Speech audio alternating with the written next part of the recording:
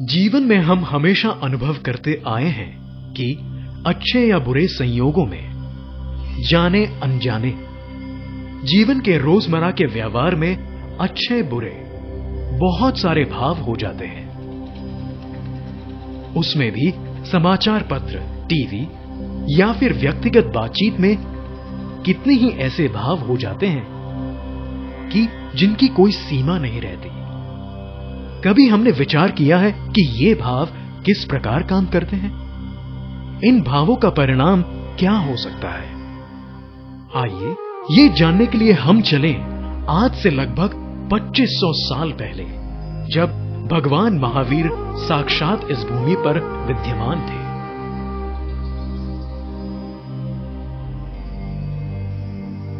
उस समय में प्रसन्नचंद्र नाम के एक राजर्षि ने जब भगवान की करुणा भरी देशना सुनी, तब उनका मन इस संसार सागर से विरक्त हो गया। उन्होंने अपने पुत्र को राज्य सौंपकर सब सत्ता वैभव का त्याग किया और दीक्षा अंगीकार करके अपनी आत्म साधना में लीन हो गए। एक बार भगवान महावीर राजगृही नगरी के गुणशील उद्यान में पधारे। महाराजा श्रैनिक ये समाचार मिलते ही राज परिवार तथा सैनिकों को लेकर उत्साहपूर्वक भगवान के दर्शन करने निकले। तब उन्होंने रास्ते में एक वृक्ष के नीचे प्रसन्नचंद्र राजर्षि को ध्यान में स्थिर देखा। तपस्वी मुनिराज सूर्य की तरफ मुख रखकर हाथ ऊंचे करके एक पैर पर खड़े आतापना ले रहे थे। भयंकर गर्मी में शरीर पसीने से लथपथ हो गया था। फिर भी मुनिराज के मुख पर अपार समता और अद्भुत सौम्यता झलक रही थी। फिर श्रैनिक महाराजा भगवान महावीर के पास पहुंचे। प्रभु को नमस्कार करके पूछा, प्रभु, आपके इस भक्त के हार्दिक प्रणाम स्वीकार करें। राजन, आपका आत्म कल्याण हो। प्रभु, मन में एक प्रश्न होता है, कृपा करके उसका समाधान कीजिए। आज मैंने रास्ते में एक ध्यानस्थ मुनि देखे। उनकी समता, सौम्यता और स्थिरता अद्भुत दिखती थी। लगता है उन्होंने साधना पथ पर बहुत प्रगति की है, परंतु इस समय यदि उन मुनिवर का देहावसान हो तो उनका जीव किस गति में जाएगा? 7वें नरक में। श्रैनिक महाराजों को लगा कि उनके सुनने में कुछ भूल हो गई। खुद के कानों पर विश्वास ही नहीं हुआ और थोड़े समय बाद फिर पूछा, प्रभु, इस समय यदि उनकी मृत्यु हो तो 12वें देवलोक में जाएंगे। श्रैनिक महाराज के आश्चर्य की कोई सीमा न रही। थोड़े समय बाद उन्होंने फिर पूछा, प्रभु, अभी क्या गति होगी? सीधी मोक्ष गति। प्रभु, मेरा अपराध क्षमा करें। पुनः पुनः प्रश्न पूछकर आपको कष्ट दे रहा हूं, पर यह रहस्य मुझे समझ में नहीं आया कि जो साधु 7वें नरक में जाने लायक हों, वे एकाएक थोड़ी ही देर में कैसे मोक्ष गति प्राप्त कर सकते हैं? तीनों बार वे मुनि एक ही ध्यान मुद्रा में स्थित थे। तीनों बार उनकी गति अलग अलग कैसे हो सकती है? वह आप सर्वज्ञ प्रभु के अलावा और कौन समझा सकता है? राजन, जब आप हमारे पास आ रहे थे तब आपके 2 सैनिक उन मुनि को देखकर एक दूसरे के साथ बात कर रहे थे। तुम्हें पता है, ये मुनि तो प्रसन्नचंद्र राजर्षि हैं।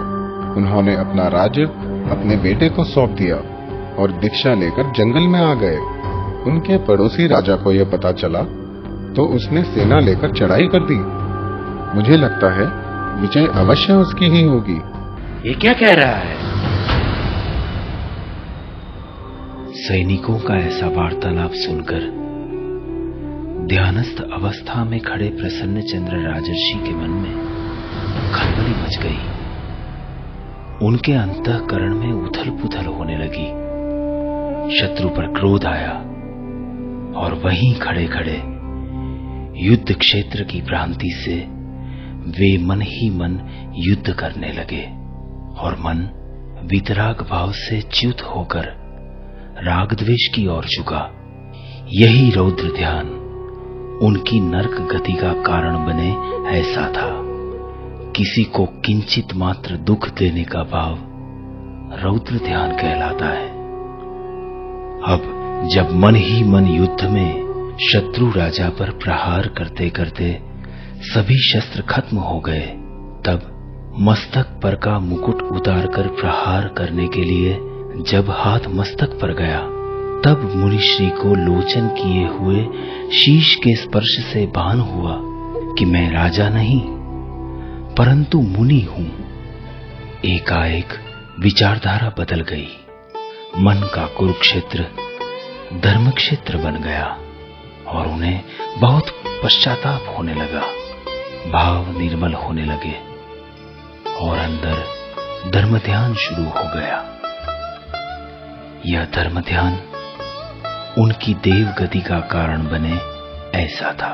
और हे राजन, जब मुनिश्री संपूर्ण निर्मल भाव और अकशाई दशा में आए, संपूर्ण अकर्ता पद में आए, तब वे केवल ज्ञान और केवल दर्शन के दिव्य प्रकाश को प्राप्त कर चुके थे। तब वो दशा उनकी मोक्ष गति का कारण बने ऐसी थी। जब जीव स्वयं अकर्ता पद में आकर मैं यह देह नहीं, मन नहीं, वाणी नहीं, परंतु केवल एक शाश्वत आत्मा हूं, ऐसा अनुभव करता है, तब उसके अंदर जो ध्यान बरतता है उसे शुक्ल ध्यान कहते हैं और शुक्ल ध्यान का फल मोक्ष गति है।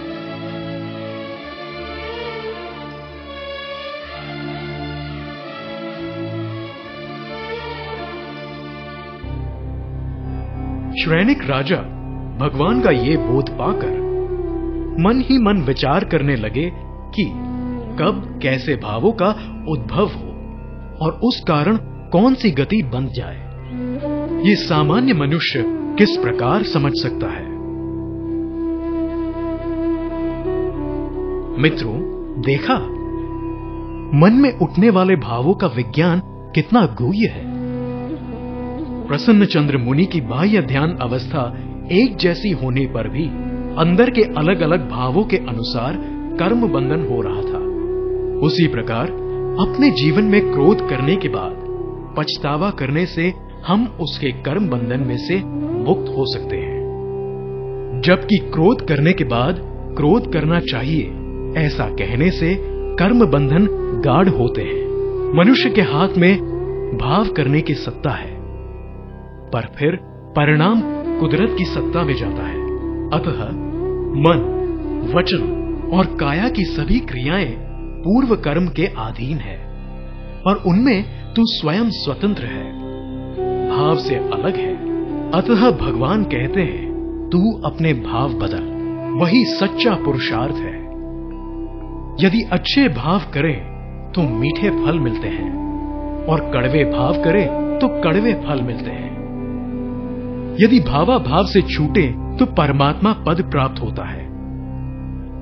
अशुद्ध भाव का फल नरक गति है, अशुभ भाव का फल जानवर गति है, शुभाशुभ भाव का फल मनुष्य गति है, शुभ भाव का फल देव गति है और शुद्ध भाव का फल मोक्ष गति है। यदि हमें मुक्ति चाहिए तो अपने जीवन में से हिंसक भाव, पीड़ाकारी भाव, तिरस्कार भाव और अभाव भाव निकल जाने चाहिए। किसी भी व्यक्ति या धर्म के प्रमाण को ठेस न पहुंचे ऐसा भाव होना चाहिए। सर्व प्रकार के भाव उत्पन्न हो ऐसा ये संसार है, उसमें भाव निद्रा आए वो कैसे चले। ये भाव विज्ञान समझने से अनंत जन्मों के मरण टलते हैं। अतः जिन्हें इस संसार से छूटना है, उन्हें ये भाव विज्ञान समझ लेना चाहिए कि कर्म बंधन भाव क्रिया से होता है, ना कि बाह्य क्रिया से। अतः आपका आने वाला जन्म, गति या जन्म मरण के फेरों में से मुक्ति खुद आपके ही हाथों में है।